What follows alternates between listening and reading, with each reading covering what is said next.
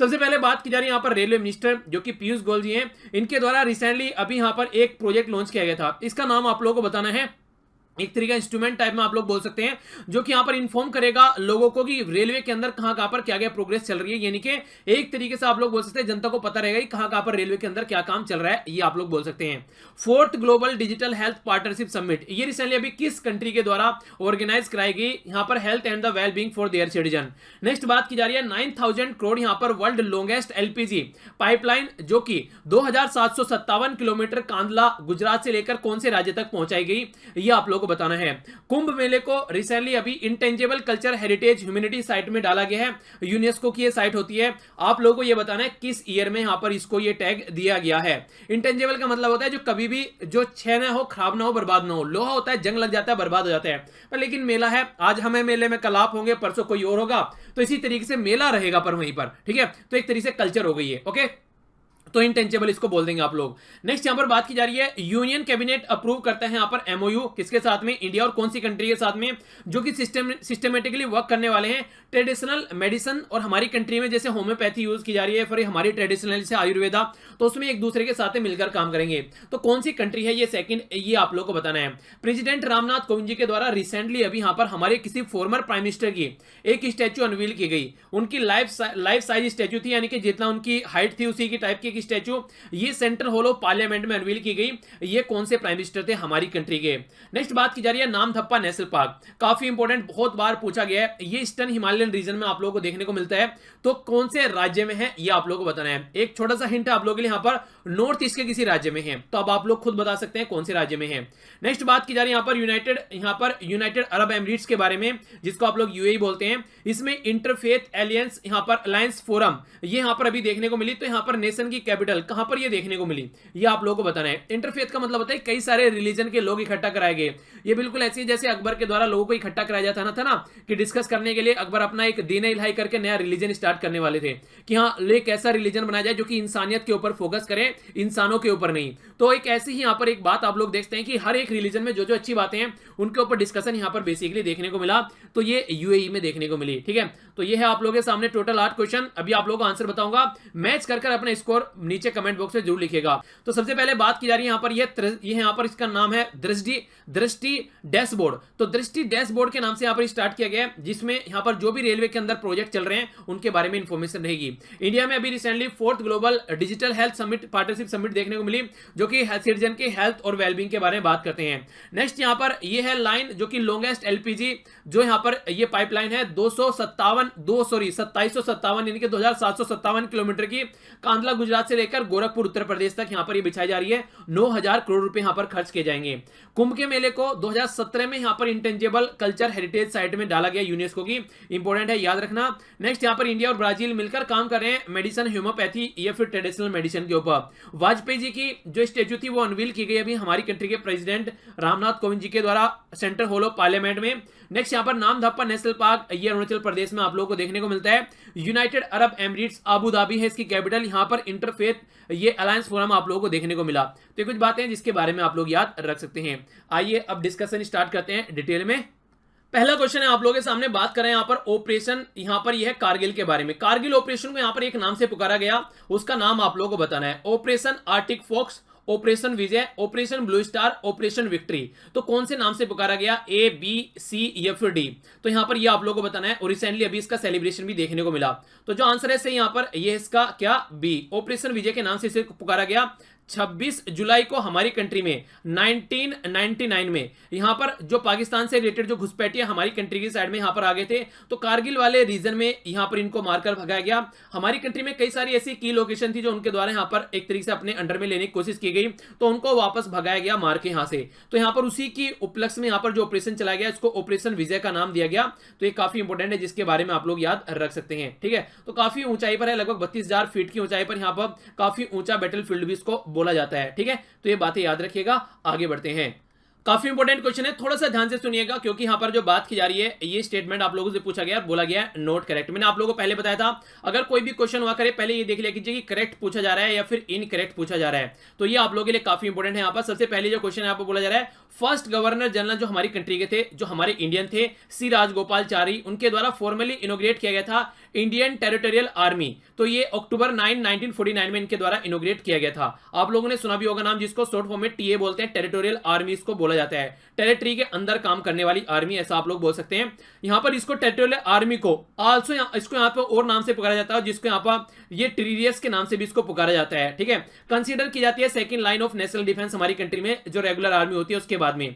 यानी कि अगर रेगुलर आर्मी यहां पर जो काम कर रही है उसके बाद में जो सेकंड डिफेंस प्रोवाइड कराता है हमारी कंट्री में, वो टेरिटोरियल आर्मी प्रोवाइड कराती है। तीसरी स्टेटमेंट में बोला गया कि आर्मी जो है ये यहां पर डिफेंस मिनिस्ट्री के अंडर, वो सॉरी होम मिनिस्ट्री के अंडर में आती है, जो टेरिटोरियल आर्मी है। जैसे पैरामिलिट्री फोर्सेस है ना, वो तो होम मिनिस्ट्री के अंडर में आती है, तो ऐसे ही ये बोला जा रहा है कि ये होम मिनिस्ट्री के अंडर में आती है। ए में बोला जा रहा है 1 और 2 सही है, वो बी में बोला जा रहा है 1 सही है, सी में बोला जा रहा है ओनली 3, और डी में बोला जा रहा है 2 और 3। सॉरी सही नहीं है, करेक्ट इनकरेक्ट यहां पर पूछा गया है। तो ए में बोला जा रहा है 1 और 2 इनकरेक्ट है, बी में बोला जा रहा है ओनली 1 इनकरेक्ट है, सी में बोला जा रहा है ओनली 3 इनकरेक्ट है, डी में बोला जा रहा है 2 और 3 इनकरेक्ट है। तो कौन सा यहां पर इनकरेक्ट है, यानी कि आंसर कौन सा है? तो जो आंसर है यहां पर इसका ये है सी, यानी कि ओनली लास्ट वाला इनकरेक्ट है, बाकी ऊपर वाला सही है। क्योंकि ये जैसे मैंने आप लोगों को बता भी था, मुंह से निकल गया था गलती से, वो था डिफेंस। तो डिफेंस मिनिस्ट्री के अंडर में ही आता है। रेगुलर आर्मी के साथ में सेकंड बेस लाइन ये हमारी कंट्री में देखने को मिलती है, जो सिक्योरिटी प्रोवाइड कराती है, ठीक है। उसी के बेस पर हमारी कंट्री में आज के बात करें एनसीसी को तैयार करने की, नेशनल कैडेट कोर्स जो होता है यहां पर, ये बात की जा रही है। कल को अगर किसी कंट्री के साथ में अनफॉर्चुनेट कंडीशन बनती है और सब लोग यहां पर हमारे बॉर्डर पर चले जाते हैं, तो इंटरनल कंट्री की कौन यहां पर सुरक्षा करेगा? तो उसको बोल जाता है कि एनसीसी को तैयार करो उस लेवल पर, ठीक है। तो ये भी एक अलग तरीका डिफेंस फोर्स आप लोग यहां पर बोल सकते हैं, उसी लेवल पर इनकी ट्रेनिंग की जाती है, ठीक है। तो ये हो गया आंसर सी। आगे चलते हैं।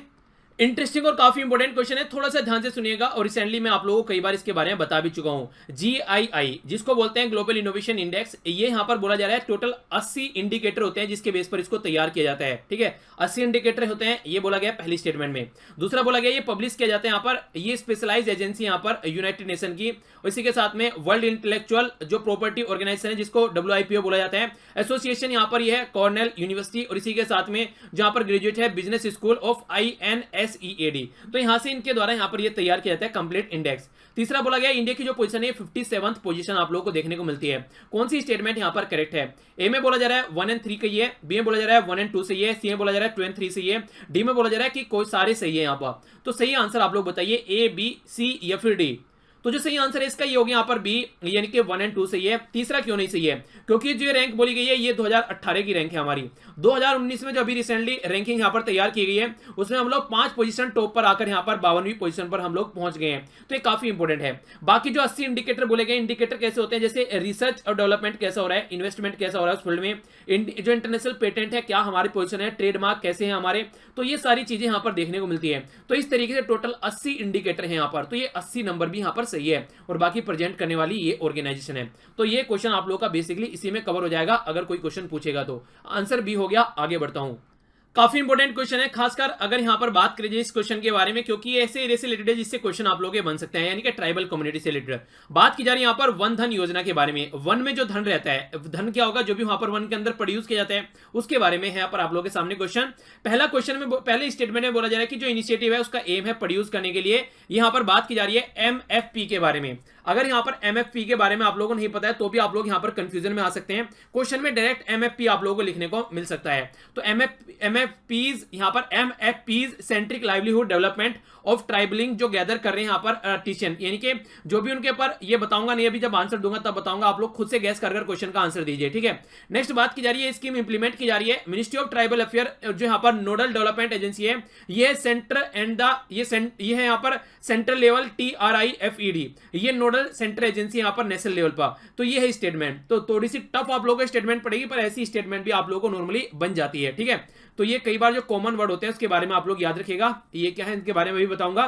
तो बोला जा रहा है ए में ओनली 1 सही है, बी में बोला जा रहा है ओनली 2 सही है, सी में बोला जा रहा है बहुत सही है 1 और 2, डी में बोला जा रहा है कोई सा भी सही नहीं है। तो आप लोगों के सही हिसाब से सही आंसर क्या है, 1, 2 या फिर 3 या A, B, C या फिर D, तो ये आप लोगों को बताना है। तो सही आंसर बताइए। आप लोगों के हिसाब से यहाँ पर सही आंसर क्या है? आइए यहाँ पर आंसर देख लेते हैं। इसका आंसर आंसर जो है इसका आंसर यहाँ पर बी, वो सी, यानी कि दोनों स्टेटमेंट सही है। ये है यहाँ पर अगर एमएफपी की बात करते हैं आप लोग, इसको बोलते हैं यहाँ पर माइनर फॉरेस्ट प्रोड्यूस। देखिए जो भी फॉरेस्ट के अंदर प्रोड्यूस किया जाता है ना, आप लोग देखते हैं जो भी फॉरेस्ट के अंदर प्रोड्यूस किया जाता है तो उसको किस तरीके से यहाँ पर बेचा जाए, क्योंकि ट्राइबल कम्युनिटी उसी के ऊपर डिपेंडेंट रहती है। जो भी फल फ्रूट शहद वगैरह जो उससे निकाला जाता है तो उसको कैसे बढ़ाया जाए, बेसिक फोकस ये है। 20% से कैसे उसको 60% पर लेकर आना है, ये यहाँ पर बेसिक है। और इंप्लीमेंट करने वाले तो सीधी सीधी बात है कि ट्राइबल अफेयर मिनिस्ट्री होगी, और इसका सेंटर जो है यहाँ पर नोडल सेंटर यहाँ पर ये आप लोगों को देखने को मिलेगा TRIFED, ये एज ए नोडल एजेंसी के तौर पर यहाँ पर यूज की जाती है। ठीक है, तो देखिए आप लोगों से अगर कोई भी क्वेश्चन बनता है ना, नॉर्थ ईस्ट से एरिया से रिलेटेड अगर कोई इस तरीके से आप लोगों से क्वेश्चन पूछे तो समझ जाइए यहाँ पर कि आप लोगों के काफी उसके बारे में इंपॉर्टेंट इन्फॉर्मेशन होनी चाहिए।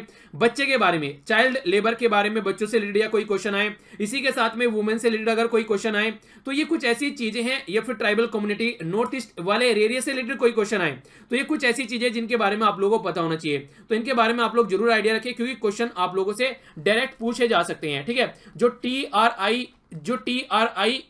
है, यह है tribal cooperative marketing development federation of India. ठीक है, तो इसकी फुल फॉर्म भी आप लोग याद रख लीजिए, इंपॉर्टेंट है, थोड़ा सा आइडिया रख सकते हैं। आगे चलता हूं।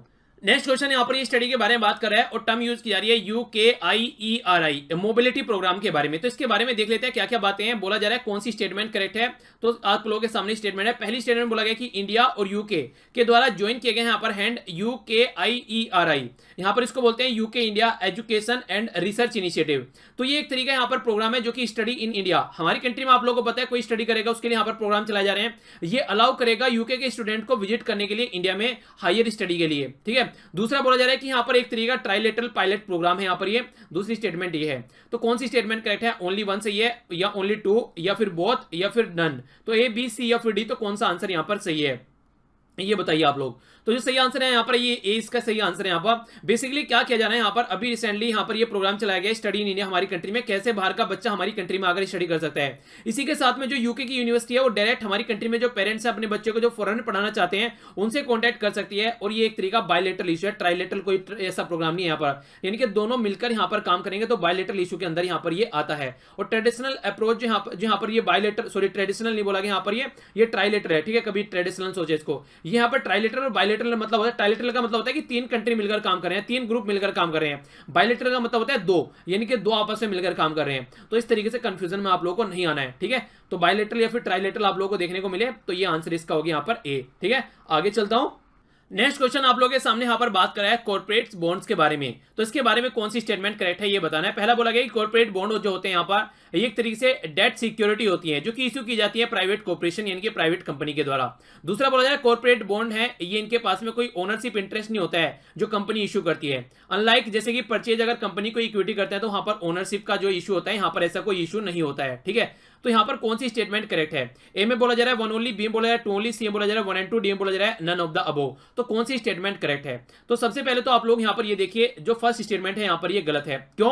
क्योंकि जो कॉर्पोरेट बॉन्ड होते हैं, बॉन्ड क्या होता है? बॉन्ड एक तरीका आप लोग बोल सकते हैं, अगर मोटे मोटे तौर पर बताऊं तो आप मान लीजिए कहीं पर जैसे कि एक घर है कहीं पर, ठीक है ना, उस घर में आप लोगों को दो रूम देखने को मिल रहे हैं। ठीक है, तो आप लोगों ने क्या किया, आप लोगों ने एक रूम जो है यहाँ पर ये पैसे देकर सामने वाले ने अपना एक रूम आप लोगों को दे दिया कि जब मैं आप लोगों को पैसे दूंगा तो ये रूम आप मेरा रिटर्न कर देना। ठीक है, एक तरीके से उधारी में चीजों को रख देना। तो इस तरीके से जो बॉन्ड होता है वो एक तरीके की उधारी होती है। आप लोगों को या तो आप लोगों ने इशू किया तो आप लोगों को पैसे देने पड़ेंगे या फिर अपनी कंपनी का शेयर देना पड़ेगा। तो इस तरीके से आप लोग इसको समझ सकते हैं। तो ये दोनों ही इशू कर सकते हैं, प्राइवेट भी और पब्लिक भी। तो यहाँ पर प्राइवेट कंपनी लिखा गया ओनली, ये गलत है। जहां पर ओनली शब्द आ जाए थोड़ा सोच लिया करो, रुक कर वहां पर। बाकी जो बोला जा रहा है यहाँ पर कॉर्पोरेट बॉन्ड में कोई भी ओनरशिप जैसा जो ओनरशिप इंटरेस्ट नहीं रहता यहाँ पर, यानी कि जब यहाँ पर अगर बात करते हैं परचेज करने के लिए कंपनी इक्विटी तो वहां पर ओनरशिप आप लोगों को देखने को मिलेगा। वो यहाँ पर ऐसा नहीं है कि यहाँ पर ओनर बन गए। ठीक है, तो वो कॉर्पोरेट बॉन्ड में नहीं है, एक तरीके से डेट सिक्योरिटी है, ये याद रखिए आप लोग। ठीक है, डेट होता है एक तरीके से उधारी जो पे करनी होती है आप लोगों को। तो आंसर क्या हो गया? आंसर इसका बी हो गया। आगे चलते हैं।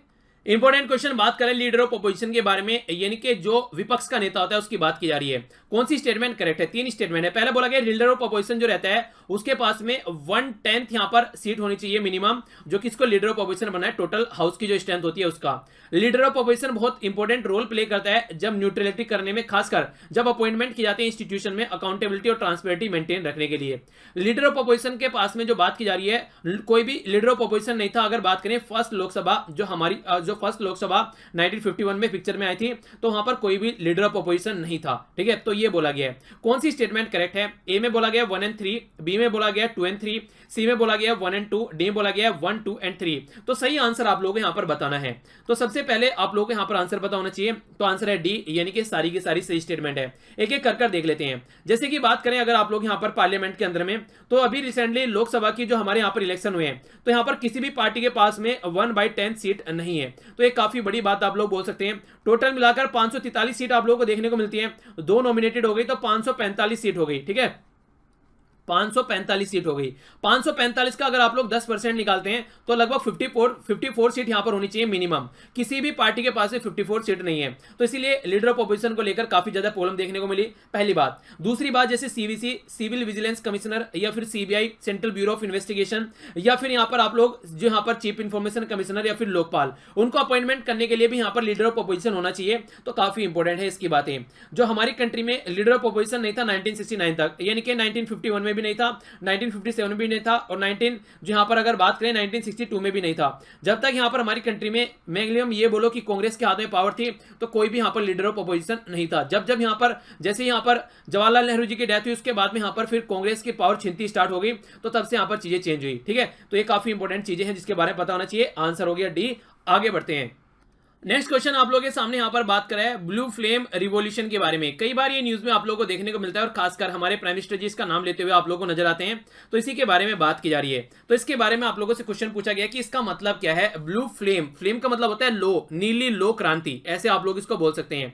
तो इसके बारे में क्या क्या बातें हैं यहाँ पर। पहला बोला जा रहा है कि डीप सी फिशिंग, यानी कि समुद्र में नीचे जाकर यहाँ पर फिशिंग करनी है, तो इसको बोला जाता है ब्लू फ्लेम रिवॉल्यूशन। ठीक है, दूसरी स्टेटमेंट जो बोली गई यहाँ पर, इंडिया का एम्बिशियस जो एम्बिशन है यहाँ पर, ये ब्लू वाटर इकोनॉमी को बढ़ाने की बात की जा रही है, तो उसके लिए इसको बोला गया है, ये वर्ड यूज किया गया यहाँ पर। ठीक है, तीसरी जो बात यहां पर बोली गई है, ये बोला गया प्रोवाइड कराने के लिए क्लीन कुकिंग फ्यूल जो होता है उसकी बात की जा रही है। चौथा बोला जा रहा है कि यहां पर डेवलप करने के लिए टाइडल एनर्जी प्लांट्स। तो तीसरी स्टेटमेंट यहां पर ये है। तो कौन सी यहां पर स्टेटमेंट सही है, ये आप लोगों को बताना है, ए, बी, सी या फिर डी।